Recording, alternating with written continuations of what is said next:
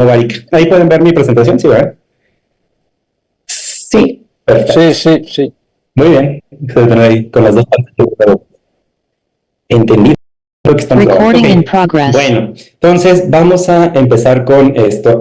Vamos a regresar un poquito, aunque parece aburrido, a la fisiología, y les voy a ir dando un poco de tips para lo que vamos a ir viendo o lo que van a ir leyendo de repente en los artículos, o incluso lo que se va viendo con los pacientes en el día a día de una estimulación ovárica. Entonces, pues bueno, esto también parece muy obvio, entonces lo vemos desde la prepa prácticamente en biología de la reproducción.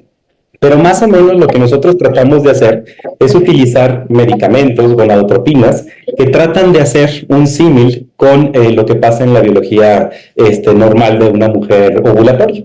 Se fijan, nosotros empezamos con dosis altas de FSH en una estimulación, reclutamos folículos, y luego nosotros inducimos un pico de LH, que es una mujer que está buscando embarazarse puede documentarlo, por ejemplo, con una prueba de ovulación. Y más o menos se sabe que 24 o 36 horas después de que empiece ese pico ocurre la ovulación, pero nosotros lo hacemos artificialmente, pues con la aplicación de fármacos como los derivados de la HCG, o sea, como el Ovidrel, por ejemplo, como el Choragón, etcétera, recombinantes o urinarias, con la pequeña gran diferencia de que la LH endógena, la que produce la mujer en un ciclo menstrual, pues dura nada, o sea, 12 horas, 24 horas circulando, y nosotros si ponemos HCG, por ejemplo, puede durar 7 días circulando. De ahí el riesgo inherente del síndrome de hiperestimulación ovárica a la aplicación de ese medicamento. Otra cosa que también ya a lo mejor veremos o verán en el ciclo más adelante, no sé si ya lo vieron, pues aquellos disparos que nosotros podemos hacer con agonistas de GNRH, que hacen un símil de lo que sucede en la naturaleza, y pues tenemos ese pico de LH con esa duración nada más, si se fijan, horas, y con la disminución consecuente del riesgo de hiperestimulación ovárica. Y a la par que va subiendo y que nosotros vamos estimulando los folículos, pues nuestro estradiol va subiendo. De hecho, el estradiol funciona como un priming para que suceda el pico de LH. Por eso también el riesgo que existe de una ovulación prematura, por eso tenemos fármacos que veremos más adelante, como los agonistas y los antagonistas, que pueden suprimir, por ejemplo, ese pico de LH para que no ocurra una luteinización prematura y arruinemos nuestro ciclo. Y obviamente, bueno, pues después de la ovulación, ocurre el incremento de progesterona. Entonces, este conocimiento sencillo, ahora vamos a traducirlo, o vamos a complicarlo un poquito, pues a la cadena de esteroidogénesis. Entonces, si se fijan, nosotros no podemos ver un óvulo en un ultrasonido, por ejemplo, pero sí podemos ver folículos. Dentro de ese folículo, pues bueno, habrá ovocitos, etcétera, y que si nosotros vemos este corte histológico, pues sí debemos de considerar a estos folículos como una fábrica de biosíntesis esteroidal. Entonces, un ovocito, por ejemplo, puede empezar a producir, obviamente, estrógenos, andrógenos, etcétera, pero si en algún momento una de las vías se incrementa, pues puede pasar, por ejemplo, como en el síndrome de ovario poliquístico, que se vaya hacia una producción muy grande de andrógenos y de las manifestaciones de hiperandrogenismo del ovario poliquístico por acción de la LH, pero por otro lado, por ejemplo, ese mismo folículo que nosotros estimulemos muy tónicamente con FSH, ya lo veremos más adelante, pues a lo mejor va a desencadenar un resultado. Si nosotros estimulamos con LH, pues obviamente las células y los receptores de LH que se van a ir activando van a ser diferentes y nuestra vía se va a ir para otro lado. Y de ahí que nosotros sí tenemos que considerar, por ejemplo, o sea, un conocimiento que a lo mejor tienen en sus centros de reproducción, es que una elevación prematura de progesterona es mala porque disminuye la implantación embrionaria. Pero esa elevación prematura de progesterona, por ejemplo, cuando hacemos el trigger de progesterona de HCG, inducimos la ovulación y medimos en sangre progesterona y se elevó, pues esa la provocamos nosotros de alguna u otra forma con la estimulación ovárica que hicimos. Entonces, a lo mejor la respuesta sencilla es sí, ok, si está arriba de 1.2, 1.5 o lo que nosotros utilicemos de punto de corte en nuestro laboratorio, la respuesta correcta va a ser congelar y transferir en un ciclo posterior. Pero ¿qué tal que lo pudimos haber prevenido? Y a lo mejor nosotros pudimos favorecer un tratamiento de hacer la transferencia en fresco. Entonces, toda esta vía, dependiendo de lo que nosotros estemos estimulando con estas, entre comillas, dos simples gonadotropinas, en su proporción y en su cantidad, pues sí pueden estar estimulando una u otra vía esteroidogénica. Y pues bueno, recordar obviamente esta teoría de las dos células, como LH, inyectamos nosotros y FSH, interactúan entre sí para incrementar, por ejemplo, FSH sobre células de la granulosa, incrementar la aromatización que previamente vienen por efecto de LH y convertir esos andrógenos a estrógenos y realizar o tener un folículo dominante. En la estimulación ovárica controlada, particularmente en fertilización in vitro, pues tenemos muchos folículos dominantes. O a veces no necesariamente tenemos puros folículos dominantes. En una estimulación ovárica controlada, esto está exagerado, vamos, pero para ejemplificar creo que sirve bastante bien. Pues en una estimulación ovárica controlada nos gustaría tener todos los folículos que vayan creciendo parejitos y bonitos y que toda la cohorte folicular vaya idealmente bonito, pero lo que pasa es que generalmente tenemos folículos que son más grandes, nosotros otros medianos, otros más pequeños, etcétera. Entonces, si nosotros empezamos a trasladar este conocimiento previo que teníamos de esteroidogénesis, de teoría de las dos células, a todos los folículos que tenemos, pues a lo mejor desde aquí podríamos entender en una paciente en particular por qué, por ejemplo, después de una captura, el 50% de nuestros óvulos salen inmaduros. O sea, ¿por qué pasa eso? O sea, si tenemos un estradiol, no sé, de 2000 y preveíamos tener 10, 15 folículos, ¿por qué 5 nos salió en metafase 2 y 10 me salió en metafase 1? Dicen, seguramente el medicamento no funcionaba, en otra estimulación vamos a ver, o no, seguramente pues el trigger lo hicimos mal, o no, seguramente, etcétera. Entonces, por eso los criterios de disparos están bien establecidos, pero aunque estén bien establecidos, depende de lo que ustedes utilicen, 2 folículos mayores de 18, 3, etcétera, pues en la cohorte folicular no es raro encontrar esta discrepancia en el crecimiento folicular. Y también de aquí se deriva, desde aquí vamos a empezar a derivar esas teorías de las dobles estimulaciones en un ciclo folicular, en el que a lo mejor capturas los folículos mayores, los vamos a ver en la clase más adelante, dejas los pequeños, los sigues estimulando y los capturas. O maduración in vitro, por ejemplo. O sea, ¿qué les parecería en un escenario ideal en el que, bueno, pues si la cohorte está toda dispareja, que capturemos folículos grandes, los medianos los capturamos, los pasamos al laboratorio y los estimulamos, o incluso sin estimulación, como se había propuesto originalmente para síndrome de ovario poliquístico, no estimular el ovario, capturar así los óvulos y pasarlos al laboratorio para una maduración in vitro, o tener el beneficio de todo. Imagínense, bueno, pues algunos salen inmaduros, los maduramos in vitro, pero los maduros ya los tenemos, los fertilizamos, etcétera. Para que recuerden esto conforme lo vayan viendo con sus pacientes. Va a haber pacientes que se van particularmente las pobres respondedoras, pues van a responder rápido a una estimulación, pero si nosotros hacemos tratamientos previos, por ejemplo, un priming hormonal con estrógenos antes del tratamiento, seguramente por ahí lo han aplicado, lo han oído, pues a lo mejor podemos tratar de homogeneizar esa cohorte folicular.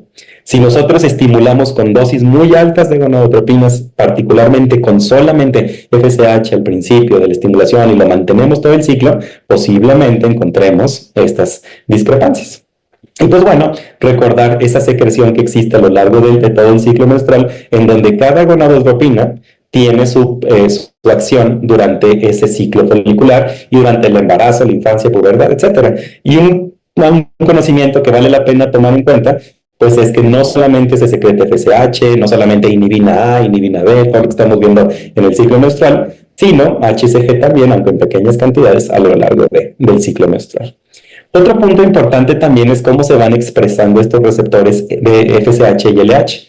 Nosotros podríamos llenar a nuestra paciente de LH una cantidad alta, pero si no hay nadie que lo reciba, si no hay ningún receptor en ese folículo, igual va a dar. O sea, esa FSH como llega, va a circular en sangre y se va a eliminar y no va a pasar nada. Si existen receptores para ese medicamento, fármaco o hormona que nosotros estamos aplicando, pues obviamente veremos ese efecto. Recuerden que en fisiología básica, en la teoría de las dos células, una gonadotropina expresa los receptores de sí mismo e incluso incrementa los receptores de la otra gonadotropina. Entonces, tradicionalmente, en un ciclo de estimulación ovárica, pues empezamos estimulación, valga la redundancia, con FSH, Y tradicionalmente lo que nos decían, bueno, pues si al principio, fíjense, los rojitos son los receptores de LH, si nos decían, bueno, hasta que la FSH y el crecimiento folicular no induzca los receptores de FSH, pues no es correcto poner LH al principio de una estimulación ovárica.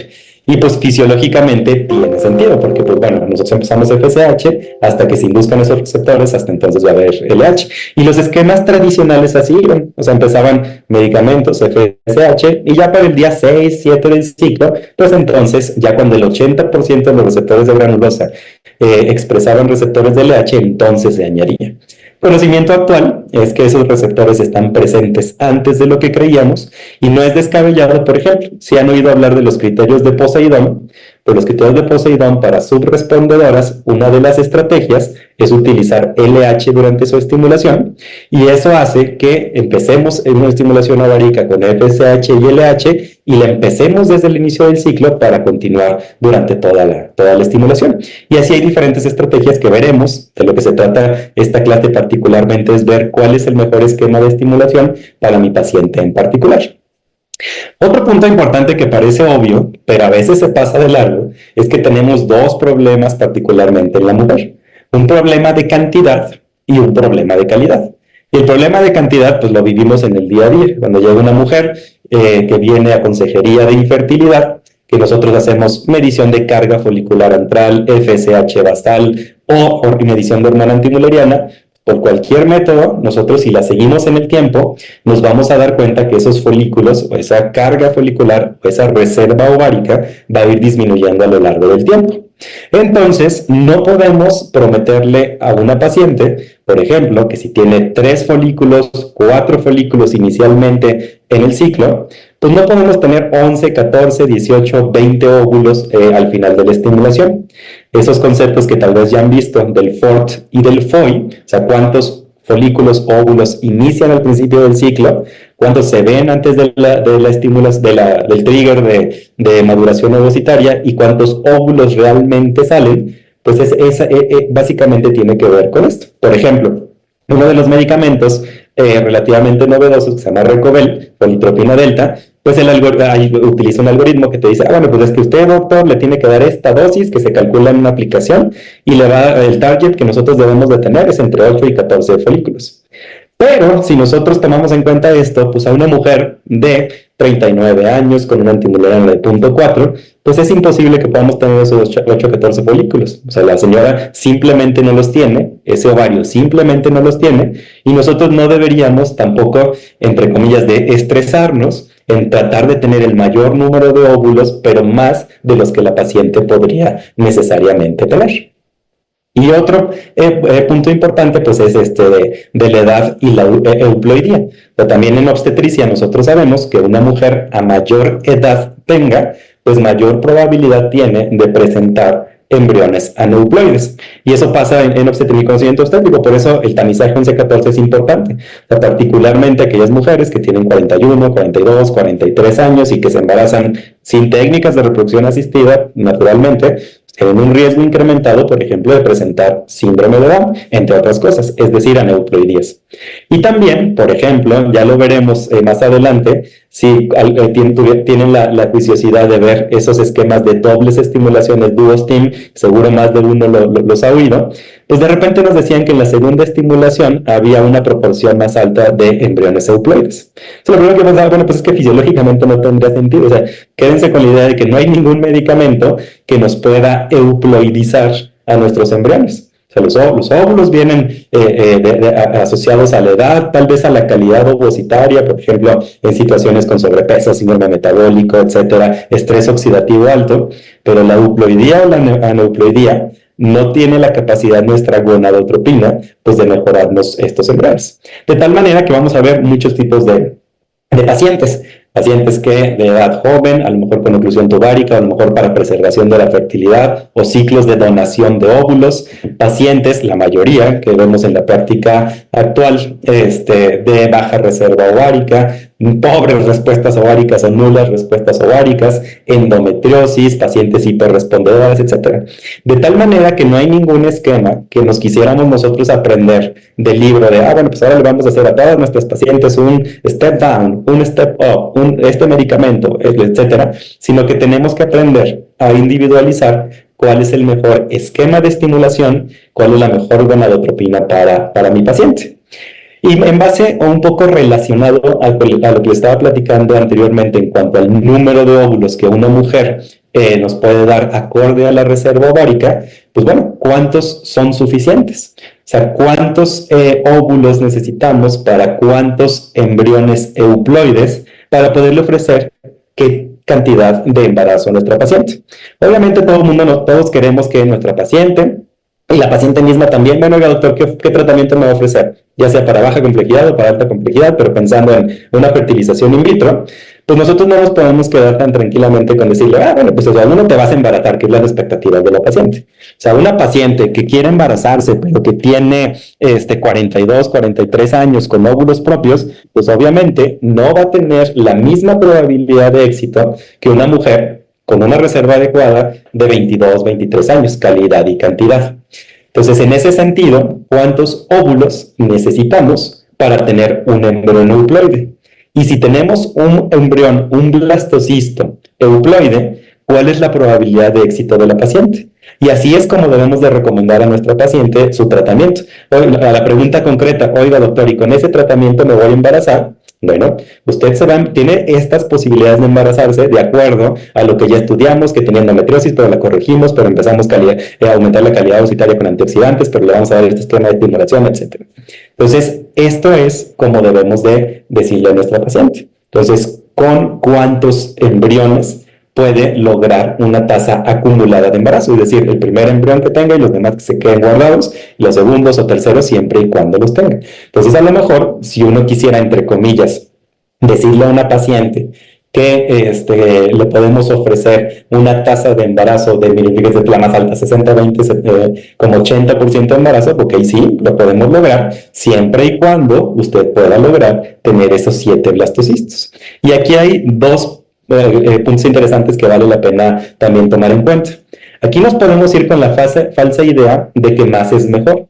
Entonces, o ser muy pesimistas de, uy, no señora, pues usted mire, nada más tiene una carga folicular antral de 2, con 2, quién sabe si podamos tener algún blastocisto. Entonces, con un solo blastocisto, pues a lo mejor, aunque gaste todo en su tratamiento, pues lo que yo le puedo ofrecer es un 20% de éxito.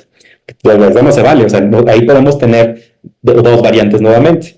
Una, que nuestra estimulación ovárica no sea adecuada y sea subóptima, y para una paciente, imagínense que tenga 10 óvulos iniciales en la carga folicular antral, el sacar 4 óvulos y 2 metafase 2, pues es una tragedia y a todas luces es un error en nuestra estimulación ovárica. Y aquellas mujeres que nada más tienen 2 y sacan 2, ok, bueno, tenemos 2 y tenemos esta probabilidad de éxito. Entonces, no se queden con la falsa idea de que a lo mejor un medicamento puede hacer que tengas muchísimos o que tengamos que poner dosis muy altas, 450, 600 de gonadotropinas, para poder tener el mayor número de óvulos. ¿Qué les parecería, por ejemplo, hacer estimulaciones convencionadas en esa paciente y tener esos 20%, pero ir acumulando esa tasa de éxito, capturando 2 y transfiriéndolos, capturando no un banking propiamente, pero aprovechando lo que tenemos e irlos transfiriendo en esos ciclos de fertilización in vitro? Entonces, no necesariamente importa, son varios in vitro los que tienen que hacer, pero de aquí sale ese número o esa posibilidad de éxito. Entonces, agonistas contra antagonistas. Esto es relativamente, entre comillas, sencillo, porque antes de que veamos toda esta serie de diapositivas de agonistas y antagonistas, pues debemos de considerar que todo el mundo prácticamente migramos hacia los ciclos con antagonistas, es decir, con cetrorelix, con ganirelix, etc. Más o menos para hace unos 15 años estaba la discusión entre cuál era mejor y cuál era peor. Llegaron primero los agonistas de GnRH, leuprolide, por ejemplo, utilizado en casos de endometriosis, de miomatosis o en ciclos largos de estimulación, que les dio un premio Nobel a estas personas por los descubrimientos de la producción de péptidos hormonales, etc. Y la discusión estaba entre los que querían migrar o no migrar hacia el modelo de antagonista. Entonces a mí me tocó esa discusión cuando yo era estudiante, ya al final prácticamente, pero aún así Bien. había maestros muy progresistas Me que ya llegó habían una trucha migrado. salmonada que no llegué a racionar la test entera. A ver, vamos a... Y Telma, a silenciarte un poquito. Gracias. O que se estaban peleando entre la progresión hacia antagonistas y agonistas, y había un maestro en particular que no quería dejar los agonistas, y todos los demás, yo de estudiante y nuevos maestros, estaban peleándose, no, bueno, pues que la evidencia, que no sé qué, son menos inyecciones, etcétera. O sea, a final de cuentas, bueno, o sea, la pelea la ganaron los antagonistas y ahorita lo vamos a ver por qué. Pero bueno, recordar pues que existen nonapéptidos y decapéptidos en los agonistas y que particularmente donde cambian, que a veces son preguntas al menos aquí en México de que les gusta hacer en los exámenes de certificación de dónde cambia, pues en la posición 6. Y por ejemplo, triptorelina, tiene su cambio aquí cuando cambias en esta posición, etcétera. Y los antagonistas que nosotros habitualmente utilizamos, Ganilelis, Cetrorelix, pero no está tan lejano, que ya existe en algunas partes del mundo, no sé si en algún país de Latinoamérica se tenga, por ejemplo, el Elagolix, que son un antagonista oral que no se utiliza para reproducción humana, pero sí se utiliza, por ejemplo, para casos de endometriosis, etcétera. O sea, a mí no se me haría extraño que de repente utilizáramos fármacos vía oral, ya que existe el desarrollo, pero aplicados a reproducción asistida. A lo mejor sería un tratamiento relativamente novedoso que quita inyecciones a la paciente. O la nafarelina, al menos en México no la tenemos, que es el Cimarel, pero se utiliza de manera nasal. Entonces, por ejemplo, en donde sí hay, en Asia, en Japón, etcétera, pues un disparo con agonista, un trigger, lo haces con un disparo nasal de nafarelina. Entonces, este tipo de desarrollos farmacéuticos están interesantes, sobre todo para disminuir las molestias hacia nuestra paciente.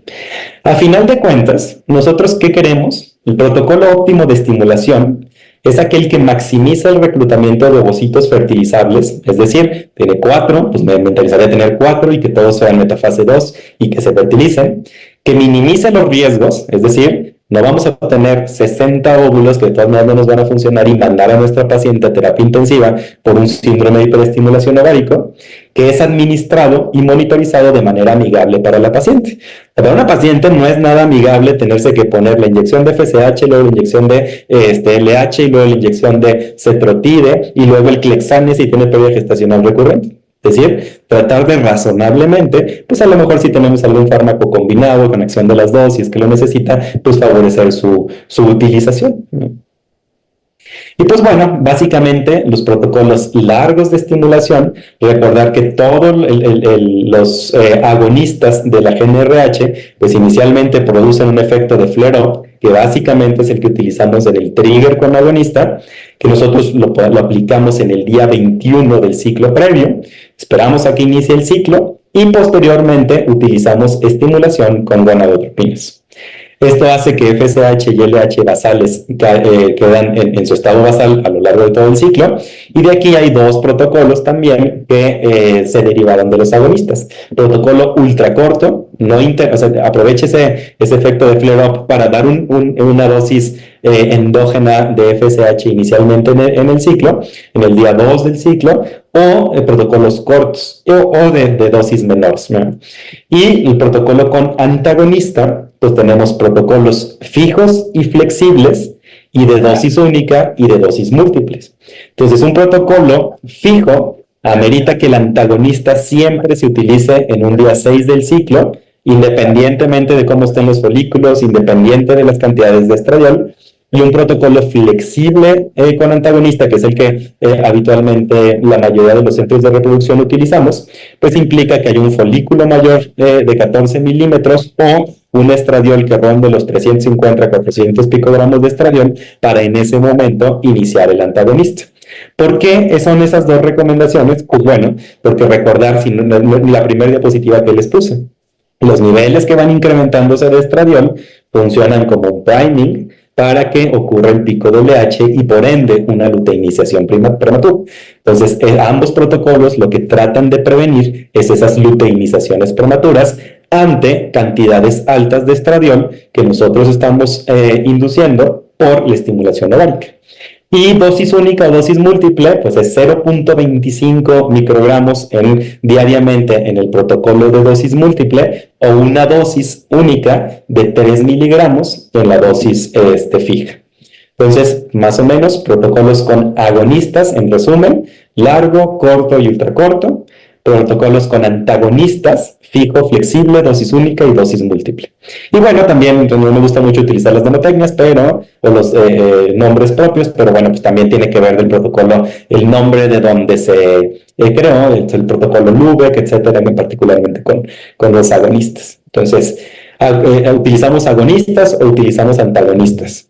Entonces, si yo les hiciera una encuesta rápida, lo más probable es que si levantaran la mano que utilizan agonistas o antagonistas, lo más probable es que vayan a utilizar la mayoría de sus ciclos con antagonistas. Pero queda algún lugar todavía para los ciclos con agonistas. Entonces, ¿cuáles son los beneficios? Vamos a ver ventajas y desventajas, y luego, más que aprendernoslas de memoria, vamos a aplicarlas al mundo real. Entonces, fíjense. O sea, un esquema o un ciclo con agonista, largo, corto, ultracorto, pues bueno, ¿qué ventajas tiene? Que tiene niveles estables y bajos de LH y progesterona durante la estimulación. Entonces, recordar cosas negativas que ahora sabemos: elevaciones prematuras de progesterona, luteinizaciones prematuras, etcétera, o sea, es decir, exceso de LH.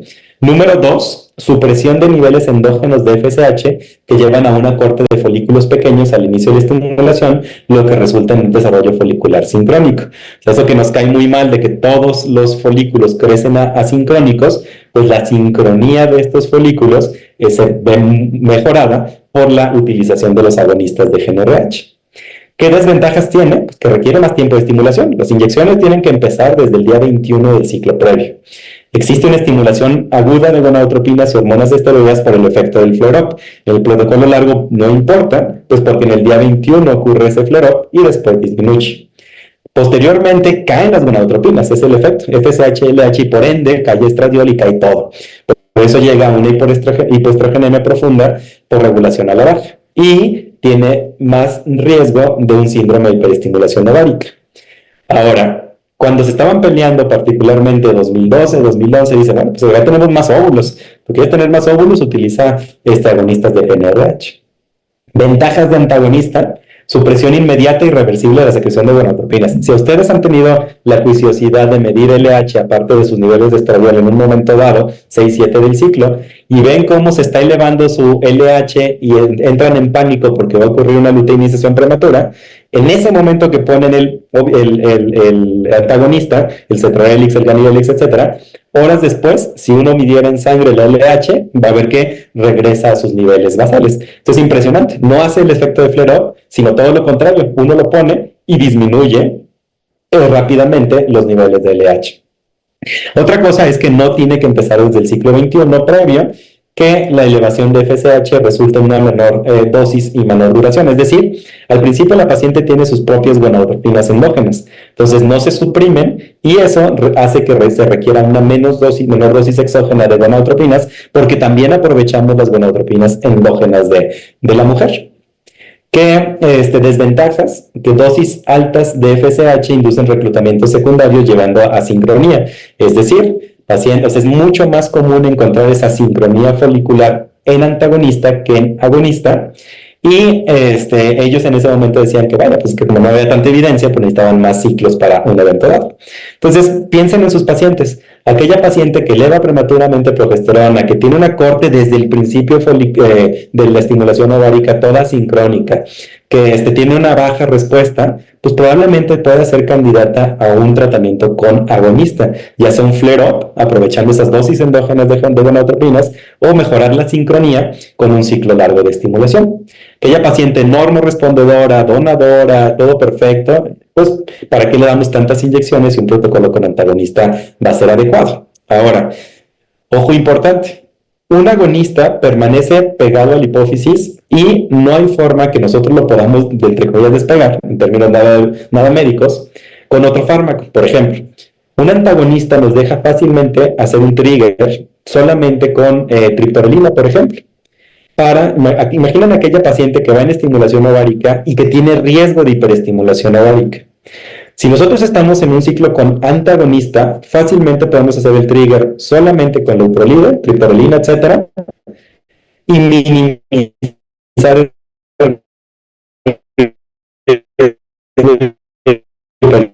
podemos hacer un trigger con agonista. Por lo tanto, perdemos el beneficio de hacer un trigger con agonista para minimizar el riesgo de hiperestimulación ovárica.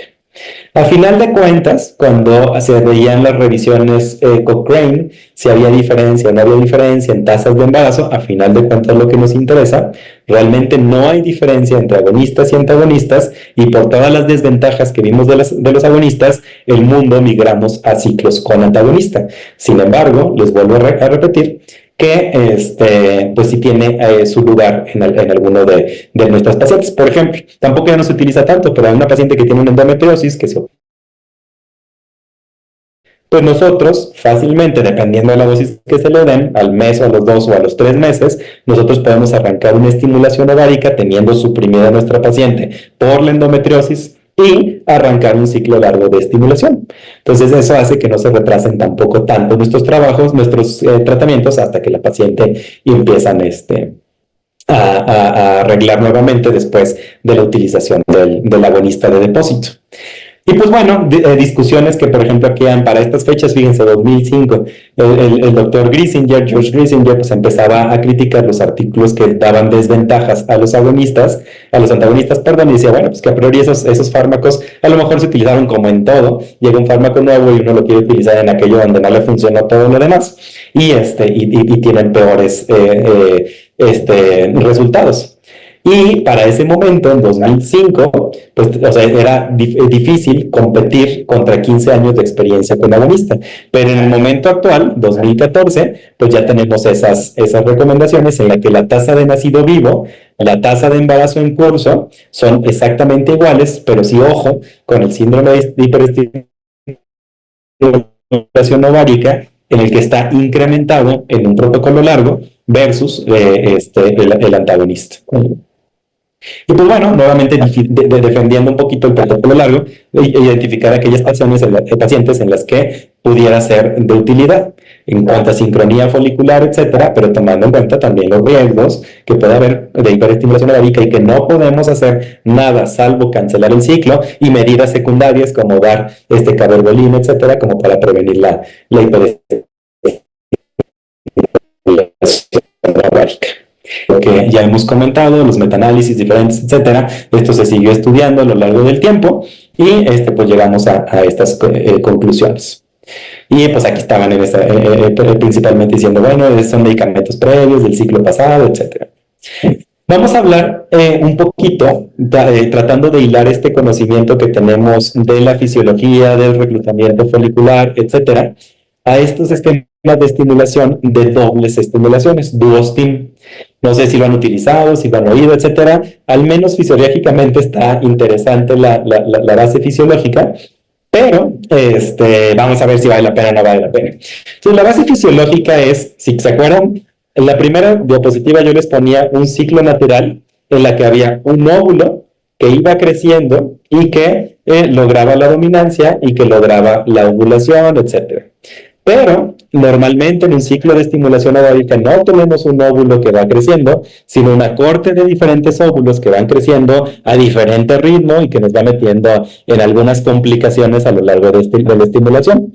Y en un grado extremo, nosotros no tenemos nada más una corte folicular, así como no tenemos un óvulo que va creciendo, no tenemos una sola corte folicular, sino que tenemos distintas cortes foliculares, y eso hace, por ejemplo, de beneficio que una paciente que nosotros tengamos, por ejemplo, para preservación de la fertilidad, pues que podamos iniciar su ciclo de estimulación random start, es decir, que llega la paciente por urgencia oncológica, cáncer de mama o lo que sea, requiere de iniciar ya un tratamiento de quimio, radioterapia o cirugía, y que nosotros no tengamos que esperar, por ejemplo, a que llegue su ciclo menstrual para empezar su estimulación.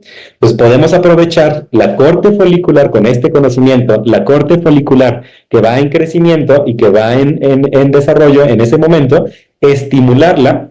Paciente no la vamos a transferir, es una paciente oncológica para preservación. Guardamos sus óvulos y y fácilmente la podemos estimular.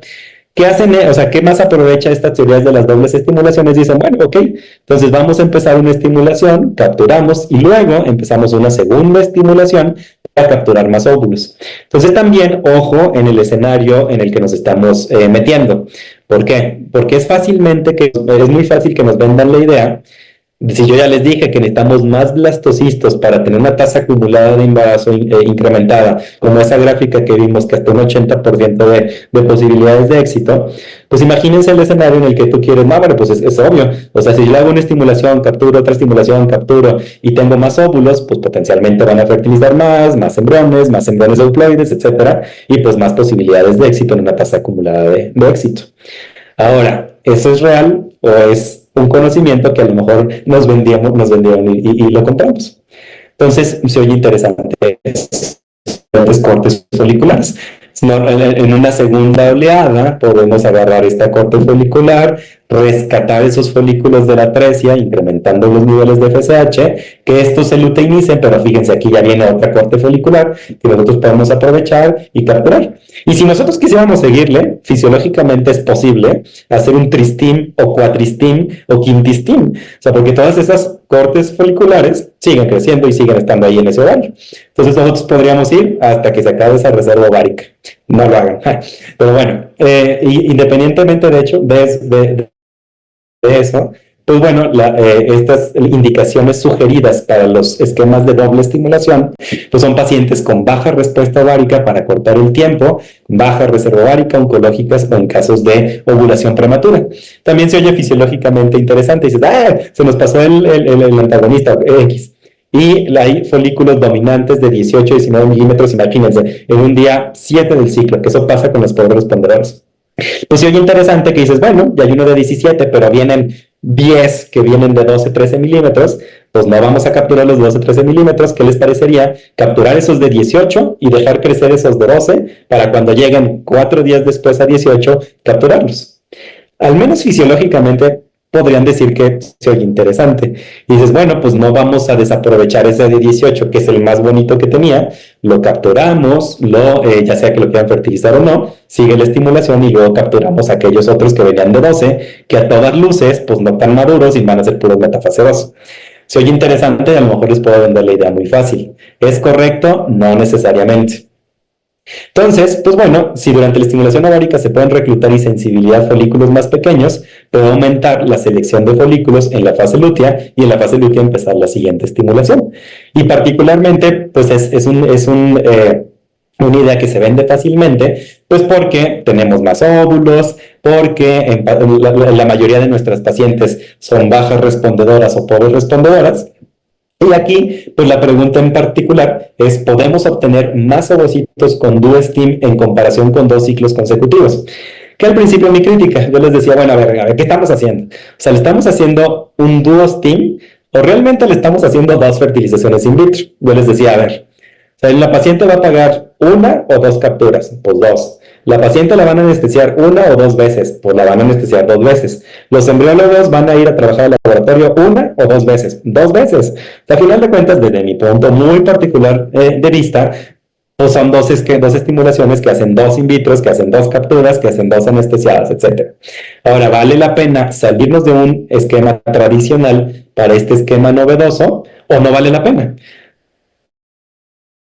Número de óvulos y de buena calidad por hacer esa estimulación en la segunda fase del ciclo, pues yo compro la idea y me gusta. Capturo los primeros y fertilizo, capturo los segundos y vitrifico, perdón, capturo los segundos, tengo todo mi número mayor de óvulos, que nada más son de 2 capturas y no nada más de una, hago la transferencia y teóricamente tendría más resultados. Y en un menor tiempo también. ¿Existe un impacto realmente positivo del DuoStim en la tasa de nacidos vivos y en el time to pregnancy, en el tiempo hacia el embarazo? Pues esas son las 2 respuestas que el DuoStim nos tiene que dar. Y bueno, antes de darles esas respuestas, pues les voy a decir que hay diferentes esquemas de estimulación.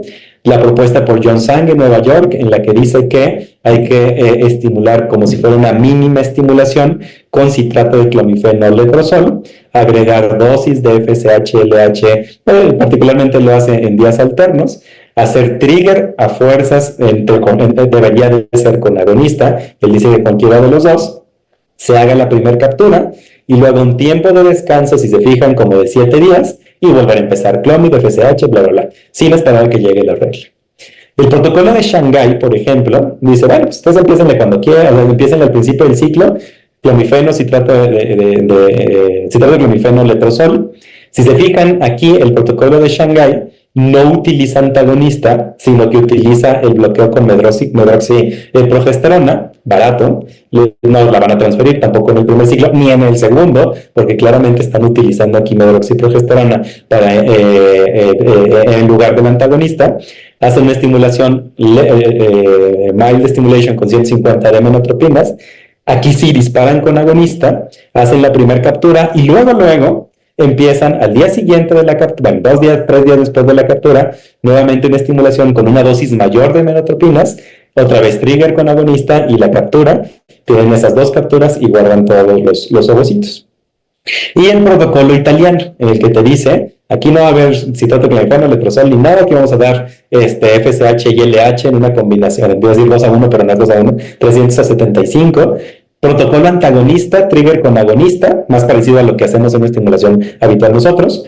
Paras por 5 días y luego empiezas otra estimulación con 300 antagonista y trigger. Y haces la captura folicular.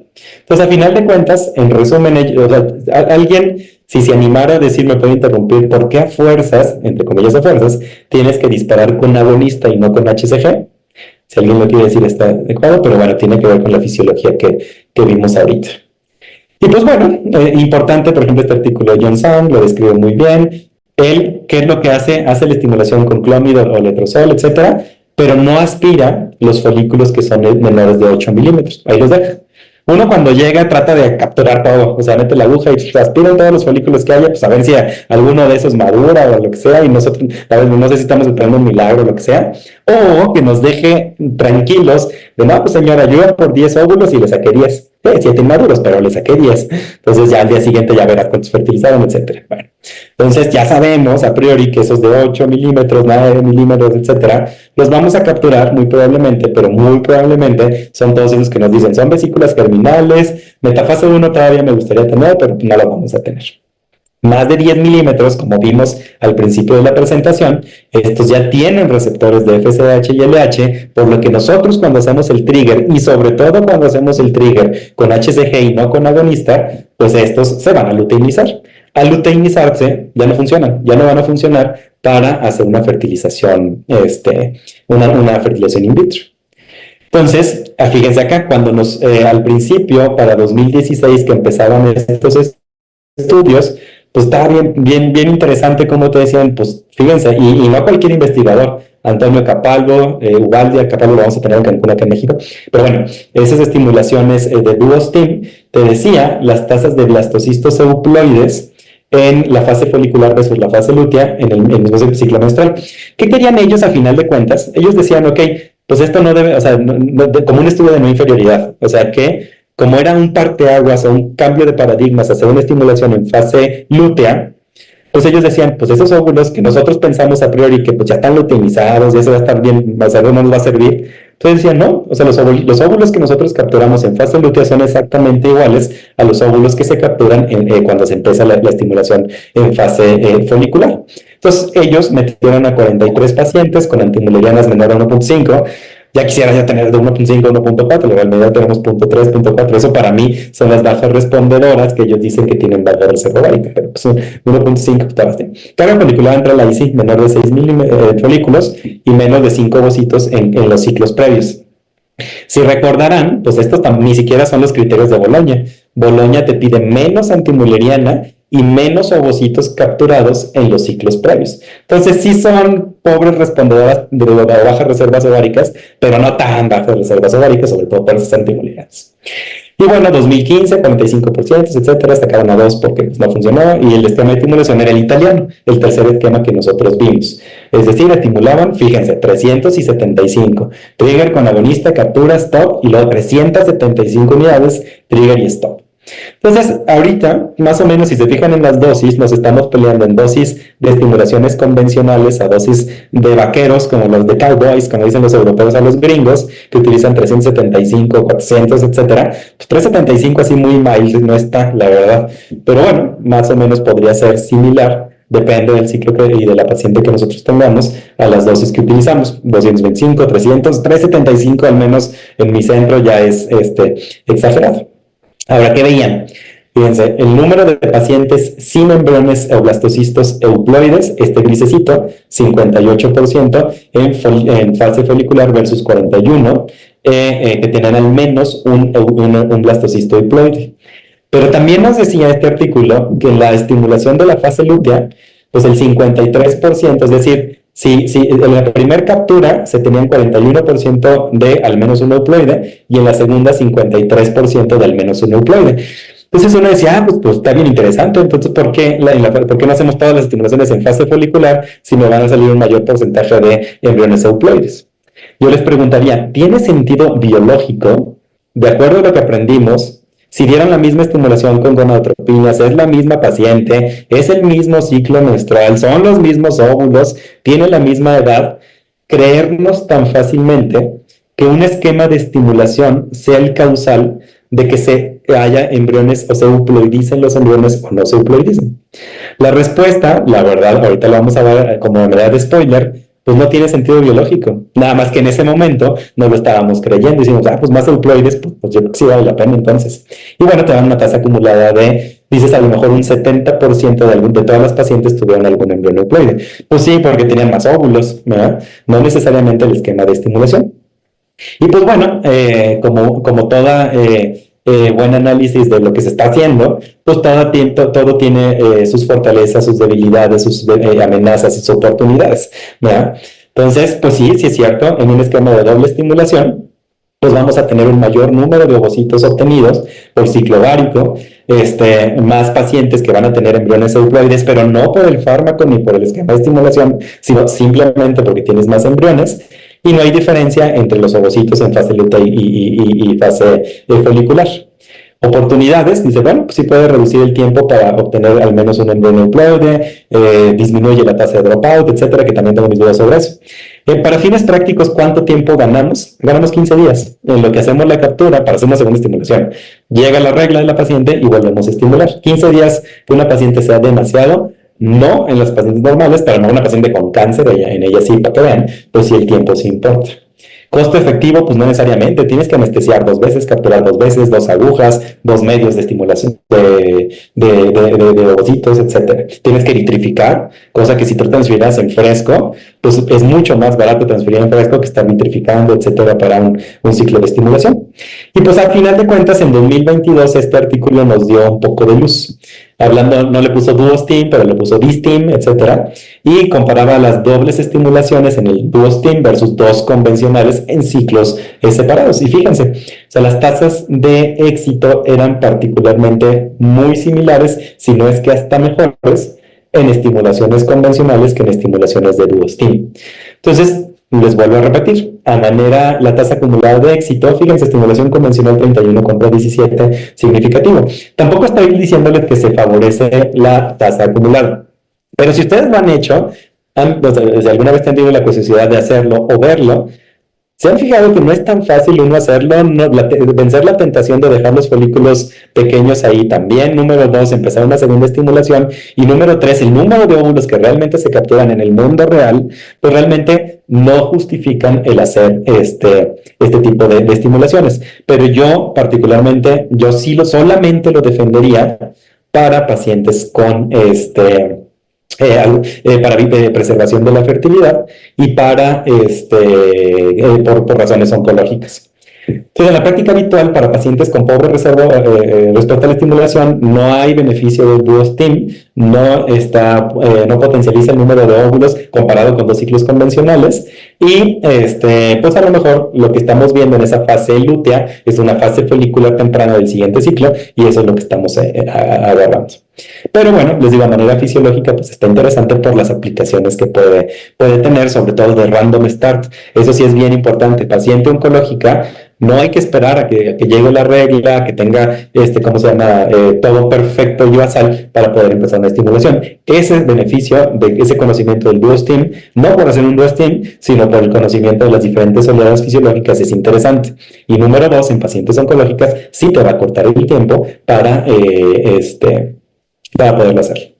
Y como parte final de la plática, en estos 10 minutos que nos quedan, bueno, 7 porque empezamos 7, pero me voy a tomar 3 más, es las opciones terapéuticas para la maduración final del lobocito. Esta plática, una vez la quise dar y le iba a poner 3 tristes tigers, porque hay un ejercicio de palabras en México para eso, pero no me dejaron, entonces le tenemos que poner más así, trigger con más elegante. Entonces, trigger con agonista. Lo hemos hablado desde el principio en toda la plática, vimos los agonistas, por ejemplo, para endometriosis, vimos los ciclos largos, cortos, ultracortos, etcétera. Pues bueno, básicamente es el mismo agonista, o sea, no es específicamente el mismo en su duración, en su potencia, pero sí aquel agonista como triptorelina que nosotros podemos utilizar, hace un pico de LH y se acabó, justo como lo hace la naturaleza. No aquel agonista, por ejemplo, Lucrin, Lupron, Depot, que tú lo pones y dura un mes o dura 3 meses dependiendo de la dosis. Entonces, trigger con agonista. Y, bueno, aquí lo interesante es cómo fue descrito desde el principio, básicamente, pero bueno, básicamente como una estrategia que se había descrito para minimizar, el riesgo de hiperestimulación ovárica. Eso es su principal efecto. Entonces, solo es posible hacer este trigger con protocolo con antagonista. Entonces, los agonistas de GnRH tienen un coeficiente de afinidad 2 a 5 veces mayor que la GnRH endógena, es decir, triptorelina, etcétera, tienen más afinidad por su receptor. En un ciclo con este protocolo, desplaza al antagonista y produce un efecto de fluorop, lo que ya sabíamos. No así al revés, o sea, uno no puede disparar con agonista en un ciclo con agonista, ¿no? Y eso incrementa la maduración ovocitaria. Entonces, aquí pueden derivarse 2 situaciones. Uno, por ejemplo, una paciente que prácticamente es difícil, o sea, no es la paciente convencional, aquella que, por ejemplo, está en un ciclo natural. Y cómo ocurre esa ovulación desde que incrementa el pico de LH, que la paciente lo puede ver, nuevamente les repito, con una simple prueba de ovulación.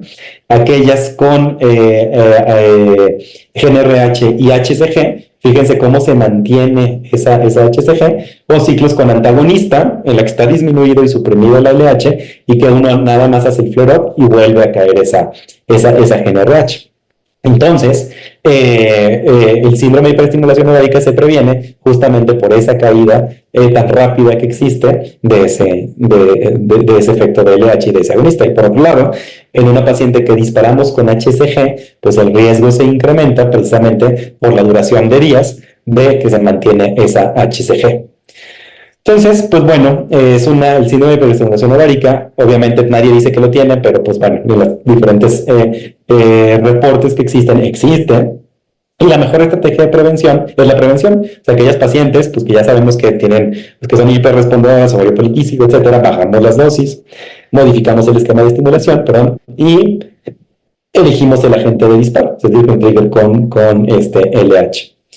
Entonces, pues básicamente lo que pasa en los diferentes fármacos, si disparamos con agonista, 24-36 horas, menos LH circulando, una LH en un ciclo natural, 48 horas, y un disparo con HCG, 6 a 10 días de circulación, más la LH endógena que tiene esa paciente. Si se fijan, no es lo mismo 24-36 horas que 7, 8, 9 o 10 días de circulación.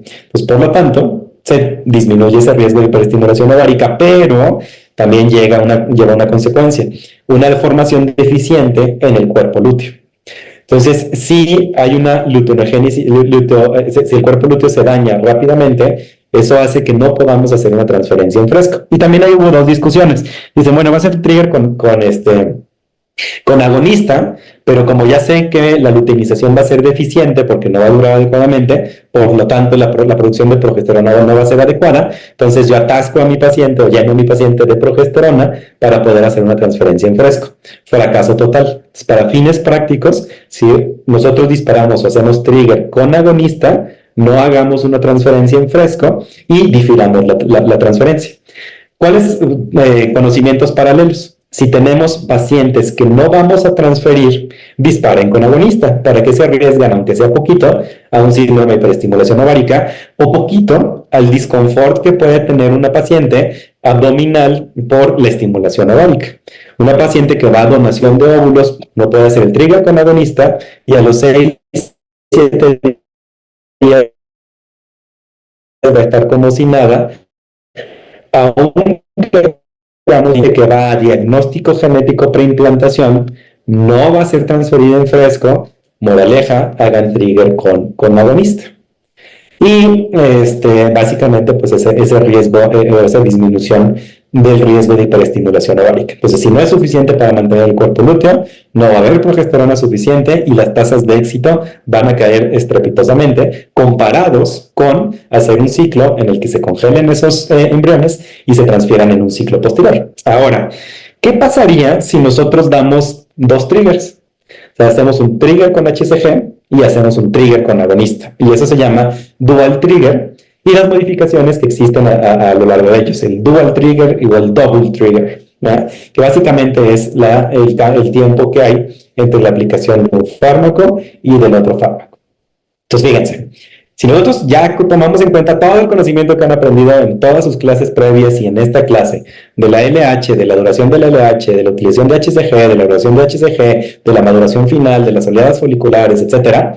Entonces, si nosotros empezamos a juntar todo ese conocimiento, podemos tener diferentes abordajes de acuerdo a lo que necesite nuestra paciente.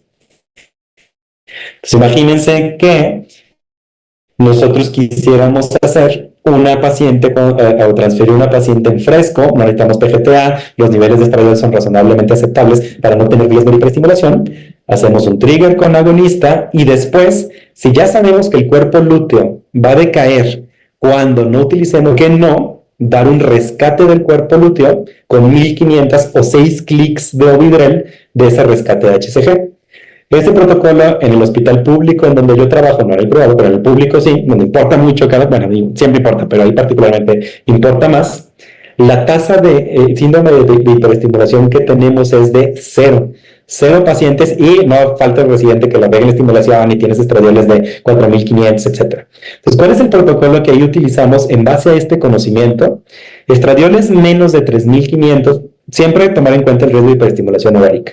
Menos de 3500 se puede disparar tranquilamente con HCG y hacer una transferencia en fresco. 3500 a 4500 podemos con toda seguridad hacer un trigger con agonista y con toda seguridad hacer una transferencia en fresco siempre y cuando rescatemos el cuerpo lúteo con HCG. Eso va a ser un efecto de coasting, es decir, disminuye el estradiol, se dispara con agonista y el día de la captura, 36-38 horas después, se aplica la HCG a una dosis menor, mantenemos el cuerpo lúteo y la producción de progesterona y hacemos un soporte de base lútea convencional con una transferencia ovárica 0. Pacientes con más de 5000 de estradiol el día del trigger, la regamos en la estimulación a todas luces, pero bueno, ya que la regaste, no la regues más. Entonces, disparas con agonista y ciclo con Freesol. No transferencia en fresco, no hiperestimulación ovárica.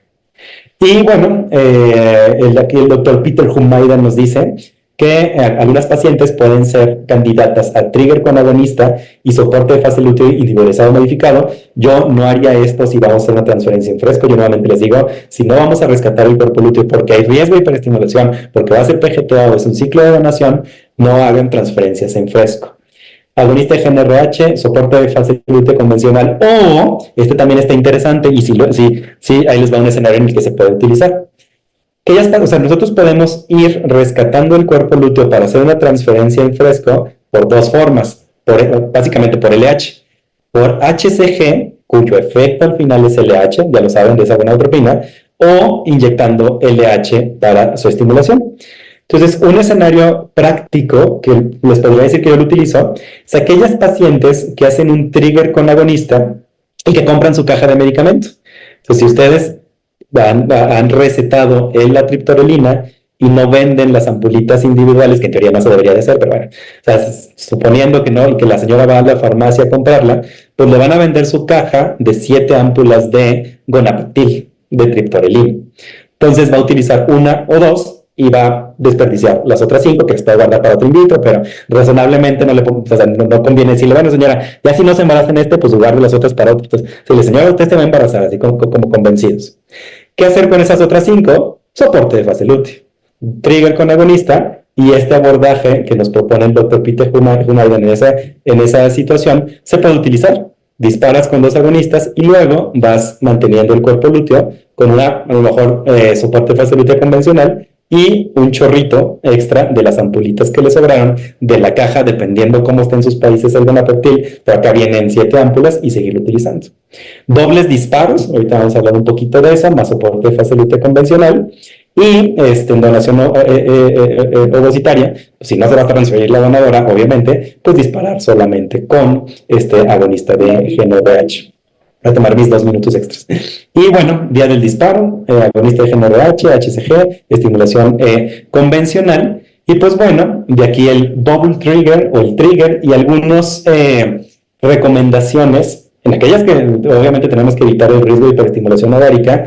¿Cómo conviene en algunas de ellas adelantar un poquitito la estimulación o el trigger con agonista, o sea, menos de 40 horas para cuando tenemos pacientes con maduración ovocitaria normal? Es decir, si nosotros quisiéramos incrementar el porcentaje de metafase 2 de un ciclo que se hizo previamente en otro centro y que ya nosotros vimos la estimulación y que dijeron, oiga, le capturaron 15 pero sirvieron 7, bueno, ya sé, le voy a hacer una estrategia con double trigger en la cual vamos a las 40 horas a aplicar la GnRH y después la HCG.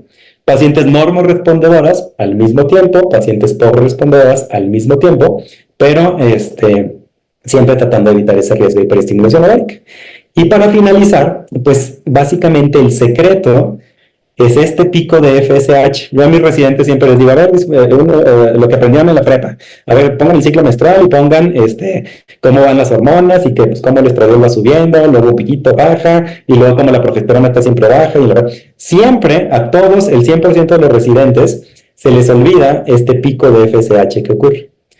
Si nosotros disparamos solamente con HCG, vamos a tener un super pico de LH por el medicamento que nosotros estamos utilizando. Pero si nosotros disparamos solamente con agonista, pues vamos a tener un pico de FSH y un pico de LH. Pero si hacemos un dual trigger, vamos a tener el picote de LH y el piquito de FSH. Y esa es la teoría, la base, por la cual se dice que se incrementa ese porcentaje de maduración. Y pues bueno, en el mundo real, se utiliza hasta este consenso Delphi, que corrimos un ejercicio para de Raúl Orvieto, en el que le preguntaban, bueno, ¿y ustedes utilizan ahí sus, tu trigger, dual trigger, etcétera? Entonces, pues sí, la mayoría de los mexicanos que estábamos acorde a lo que decía el consenso Delphi original, pues que los dos son esquemas que se pueden adecuar y que sus principales beneficios son para la estimulación ovárica y la maduración final del ovocito. Y también, como mensaje final, les recomendaría este artículo sobre maduración in vitro.